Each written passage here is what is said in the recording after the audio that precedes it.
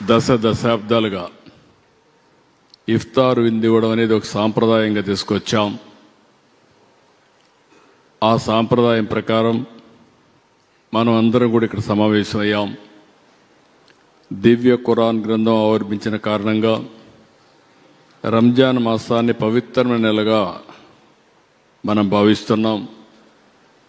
రంజాన్ నెలలో ముస్లిం సోదరులు ఉదయం నుంచి సూర్యాస్తమయం వరకు నీరు ఆహారం ఏమీ తీసుకోకుండా కఠోర ఉపవాసం చేస్తూ దీక్ష చేపడతారు. ఈ పవిత్ర మాసంలో మీ కంటికి, మీ చెవులకు, మీ నాలుకకు సైతం ఉపవాసం ఉంటుంది.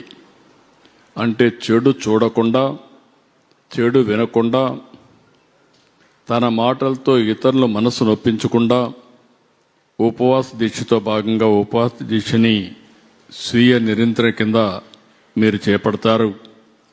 అంటే మిమ్మల్ని అందరినీ చూస్తే ఎంత దీక్షతో చేస్తారంటే అలాంటి మిమ్మల్ని మరొక్కసారి మనస్ఫూర్తిగా అభినందిస్తున్నా.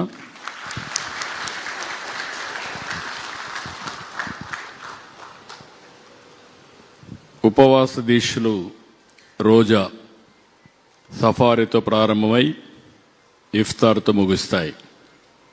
ఈరోజు మీ యొక్క గౌరవార్థం ఇక్కడే కాకుండా అన్ని జిల్లాల్లో, అన్ని నియోజకవర్గాల్లో ఇఫ్తార్ విందు ఏర్పాటు చేసే కార్యక్రమానికి శ్రీకారం చుట్టాం. ఇది ఒక విధంగా చెప్పాలంటే ముస్లిం సోదరులతో మమేకం కావడం, మీ మనోభావాలను గౌరవించడం అని చెప్పి కూడా నేను మీకు తెలియజేసుకుంటున్నాను. రంజాన్ నెలలో దానం చేస్తే నిరుపేదలు కూడా పండుగ పూట సంతోషంగా ఉంటారనేది మహమ్మద్ ప్రవక్త మనకు బోధించారు. పేదలకు సహాయం చేయడమే ఖురాన్ సూక్తి. అందుకే నేను కూడా మీరు గుర్తుపెట్టుకోవాల్సింది, ఈ ప్రభుత్వం వచ్చినటువంటి 21 నెలల్లో మైనారిటీ సంక్షేమానికి పెద్ద ఎత్తున చేశాం. నేను ఎప్పుడు కూడా ముస్లింల సోదరుల పక్షానే ఉంటా. ఎక్కువ కార్యక్రమాలు చేశామంటే దానికి కారణం మీలో ఉండే పేదరికం మిమ్మల్ని ఆర్థికంగా, రాజకీయంగా, సామాజికంగా పైకి తేవాలని ఆలోచించనే చేశాం. ఎన్టీఆర్ భరోసా మీరు చూస్తే దగ్గర 4,38,000 మందికి ఇస్తున్నాం. ఒక్క ఎన్టీఆర్ భరోసాలోనే 3,511 కోట్ల రూపాయలు మైనారిటీస్ వారికి ఇచ్చే ఏకైక ప్రభుత్వం ఈ ఎన్డీఏ ప్రభుత్వం. తల్లికి వందనం ఈరోజు మీరు చూస్తే 4,50,000 మందికి ఇస్తున్నాం. దగ్గర 1,316 కోట్లు ఇస్తున్నాం. నేను ఎన్నికలప్పుడు చెప్పాను, తల్లికి వందనం ఒకరు కాదు, ఎంతమంది పిల్లలుంటే అంతమందికి ఇస్తామని చెప్పి దగ్గర 8 మంది 9 మంది పిల్లలున్నా ఆ ఇంటికి తల్లికి వందనం ఇచ్చిన ఏకైక కూటమి ఈ కూటమి ప్రభుత్వం. పోస్ట్ మెట్రిక్ స్కాలర్షిప్లు 19,215 మందికి 224 కోట్లు ఇస్తున్నాం. దీపం 6,20,000 కుటుంబాలకి 158 కోట్లు ఇస్తున్నాం. ఇంకొక పక్క నేనే ప్రారంభించాను ఇమాములకి, మౌజుములకి ఆన్రోరీం ఇవ్వడం. మౌజుములకైతే 10,000, ఇమాములకు 10,000, మౌజుములకు 5,000. అదే మాదిరిగా ఇప్పటికి 180 కోట్లు ఇచ్చాం. ఈరోజు రాత్రికి మళ్ళీ చెప్తున్నా, ఉండే బకాయిలని 45 కోట్ల రూపాయలు మీ అకౌంట్లో వేసే బాధ్యత నేను తీసుకున్నాం, ఈ ప్రభుత్వం తీసుకున్నాం. అవి కూడా రిలీజ్ చేస్తున్నాం. ఇంకొక పక్కన అర్హత కలిగిన ఇమాముల్ని ప్రభుత్వ కాజీలుగా నియమించాం. వివాహ లైసెన్సుల గడువు 3 సంవత్సరాల నుంచి 10 సంవత్సరాలకు పెంచాం. ఈసారి హజ్ యాత్రకి 347 మంది విజయవాడ ఎంబార్కేషన్ పాయింట్ నుంచి వెళ్ళాలని చేశాం. భవిష్యత్తులో ఇక్కడి నుంచే వెళ్తారు. ఒకప్పుడు హైదరాబాద్లో కూడా హజ్ యాత్ర పోయే ఫెసిలిటీ లేకపోతే ఫస్ట్ టైం అక్కడ ఇంట్రడ్యూస్ చేశాం. మళ్ళీ ఇక్కడ ఇంట్రడ్యూస్ చేస్తే వీళ్ళు సరిగా చేయకపోతే మళ్ళీ దాన్ని ఇంట్రడ్యూస్ చేసే పరిస్థితికి వచ్చాం. ఇంకొక పక్క ఎకనామిక్ సపోర్ట్ స్కీమ్ కింద మైనారిటీలకు అందరికీ ఈరోజు చూస్తే 33,275 మందికి 193 కోట్ల రూపాయలు ఇచ్చాం. మీలో యువత కానీ స్కిల్ డెవలప్మెంట్ చేసి భవిష్యత్తులో కూడా మీ నైపుణ్యాన్ని పెంచుతాం. ఆటోమొబైల్లో మీకు బాగా అనుభవం ఉంది. ఆటోమొబైల్ అంటే ఎక్కడ మైనారిటీ సోదరులు ఉంటే అక్కడ ఆటోమొబైల్ నగరం ఉంటుంది, ఆటో నగరం ఉంటుంది. భవిష్యత్తులో కూడా పెద్ద ఎత్తున మిమ్మల్ని ప్రోత్సహిస్తామని చెప్పి కూడా నేను మీకు తెలియజేసుకుంటున్నాను. ప్రభుత్వం కూడా జీవో నెంబర్ గడిచిన ప్రభుత్వం వైసీపీ ప్రభుత్వం జీవో ఎంఎస్ నెంబర్ 47 ద్వారా వక్ఫ్ బోర్డులు వివాదానికి నెట్టారు. నేను రాగానే 47 ఉపసంహరించాం. వక్ఫ్ బోర్డు ఎన్నికలు పెట్టాం. ఈరోజు వక్ఫ్ బోర్డు ఎన్నికలు పెట్టి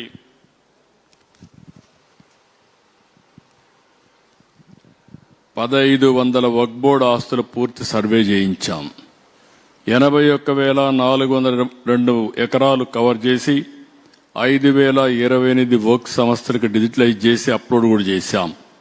నేను ఆ రోజు చెప్పా, ఈరోజు చెప్పా, నేను మళ్లీ విజ్ఞప్తి చేస్తున్నా.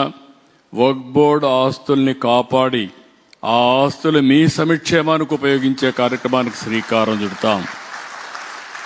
నూర్ బాషా ఫెడరేషన్కి దూదేకుల ముస్లిం ఫైనాన్స్ కార్పొరేషన్గా పేరు మార్చాం. 100 కోట్ల రూపాయలు బడ్జెట్ కూడా కేటాయించాం.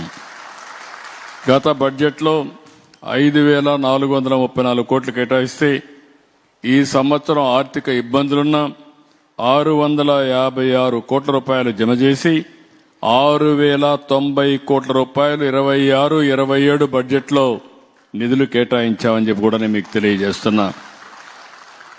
కబర్స్థాలు, ఈద్గాలు, సమాధులకు భూములు కేటాయించాం. ఉర్దూ అకాడమీకి ఒకప్పుడైతే గడిచిన ప్రభుత్వం 1,00,000 రూపాయలు ఇస్తే ఒకేసారి 7 కోట్ల రూపాయలు ఉర్దూ అకాడమీకి డబ్బులు ఇచ్చాం. ఉర్దూ భాషాభివృద్ధి కోసం ఎవరైతే బాగా కృషి చేస్తారో వాళ్ళందరికీ 2,50,000 రూపాయలు ఆండ్రోని కింద పారితోషికం ఇచ్చాం. ఇది కాకుండా అబ్దుల్ హక్ అవార్డుకి ప్రోత్సహించి 1,00,000 రూపాయల నుంచి 1,25,000 ఇచ్చాం. జీవనకాల సౌపల్య పురస్కారానికి ఎంపికైన వారికి 25,000 రూపాయలు అందిస్తున్నాం. ఉర్దూ గర్ షాదీ ఖానాల కోసం 2,85,00,000 రూపాయలు కేటాయించాం. ఈరోజు మీరందరూ గుర్తుపెట్టుకోవాల్సిన అవసరం ఉంది. ఫస్ట్ టైం 1985లో మైనారిటీ ఫైనాన్స్ కార్పొరేషన్ ఏర్పాటు చేసింది గౌరవనీయులు నందమూరి తారక రామారావు గారు, ఎన్టీ రామారావు గారు ఏర్పాటు చేశారు. అదే మరి హైదరాబాద్లో అసెంబ్లీ ఎదురుగా నేనే హాజ్ హౌస్ కట్టి ఎవరికి అన్ని ఇబ్బందులు లేకుండా చేశాం.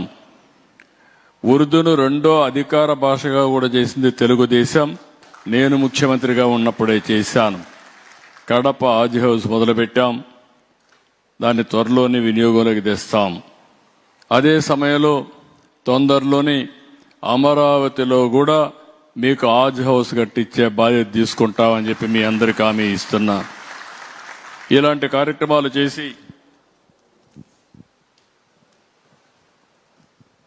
కార్యక్రమాలు చేసి మైనారిటీ సోదరులు ఒకటే హామీ ఇస్తున్నాను. నేను మొట్టమొదటి నుంచి ముఖ్యమంత్రి అయినప్పటి నుంచి మీరు ఒక్కసారి ఆలోచించుకోవాలి. తెలుగుదేశం, అదే మరి నేను ముఖ్యమంత్రి అయిన తర్వాత ఇప్పుడు ఎన్డీఏ ప్రభుత్వం. నేను ఆ రోజు ఒక మాట చెప్పాను. కేంద్ర ప్రభుత్వం వక్ఫ్ బోర్డు చట్టాన్ని తీసుకొస్తున్నారు, దాంట్లో మోడిఫికేషన్ చేశారు. కానీ దేశం అంతా కూడా ఒక నామినీని వేరే వాళ్ళని ఇస్తే ఆ సభ్యుడిని కూడా ముస్లిం సభ్యుడిని పెట్టి మీకు పూర్తి స్వేచ్ఛనిస్తానని చెప్పిన మాట నిలబెట్టుకున్నామని చెప్పి కూడా నేను మీకు తెలియజేస్తున్నా. కాబట్టి ఎప్పుడు కూడా ఈ ప్రభుత్వం మీ మనోభావాలను గౌరవిస్తుంది, మీతో ఉంటుంది. నేను ఎన్నోసార్లు చెప్పాను. ఈరోజు మళ్లీ మిమ్మల్ని అందరినీ కోరుతున్నా, మీరు కూడా ఈ ప్రభుత్వం ఏదో తాత్కాలికంగా ఆలోచించడం లేదు. సమాజంలో మీ ఆర్థిక పరిస్థితులు మార్చాలని, మీ జీవన ప్రమాణాలు మెరుగుపరచాలని, అందరితో సమానంగా మీకు కూడా అన్ని అవకాశాలు వచ్చేట్టుగా చేయాలని అనేక కార్యక్రమాలు చేస్తున్నాం. సంక్షేమం, అభివృద్ధి, సుపరిపాలన, ఇది ఈ ప్రభుత్వ విధానం. దీనివల్ల ఎవ్వరికీ ఇబ్బంది లేకుండా ఇంకొక విషయం కూడా చెప్తున్నా, నేను అందరి వాడిగా ఉంటాను తప్ప ఏ ఒక్కరి పక్షం కాదని మరొకసారి మీ అందరికి విజ్ఞప్తి చేస్తున్నాను.